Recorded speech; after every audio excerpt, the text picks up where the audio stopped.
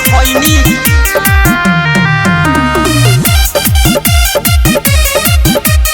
ढोढ़ी अपन देखैनी। Music by Rajesh सहनी।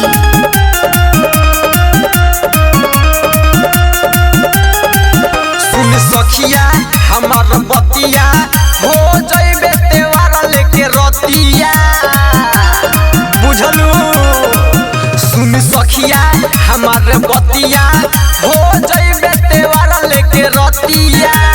राते रात भर में हम वीडियो ट्रेंडिंग में लईनी सखी स्टेप वायरल हो गईनी। जब ढोढ़ी अपन देखैनी जब ढोढ़ी अपन देखैनी हो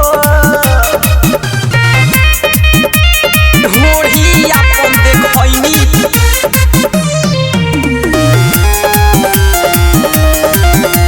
ढोढ़ी अपन देखैनी कमर हिलैबू तो केहे में जाई ढोढ़ी देखैबू व्यू मिलियन में आई। एकरा में ऐसन बाटे जे जादू देखी के लोग हो जाता बेकाबू।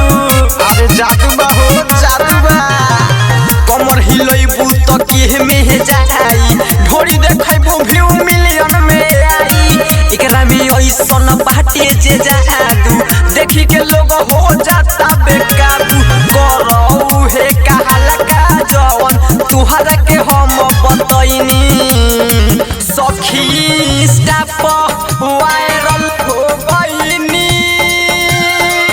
जब ढोढ़ी अपन देखैनी जब ढोढ़ी अपन देखैनी हो ढोढ़ी अपन देखैनी।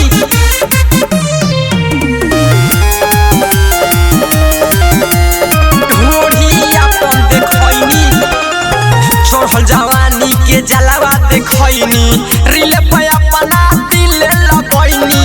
तनी सा वीडियो बनाव तू हो जाई तो हो फैन फलावा। अरे देखाए पड़ी तनी सा चढ़ल जवानी के जलावा देखैनी रीले पे अपना दिल लगैनी। तनी सा वीडियो बनाव तू हो जाई तो फैन फलावा। वाली भोजपुरिया गोलू संजीव अंकित के कहला का कहनी सखी स्टेप वायरल हो गईनी। जब ढोढ़ी अपन देखैनी जब ढोढ़ी अपन देखैनी हो। रिया रिकॉर्डिंग स्टूडियो नरकटियागंज।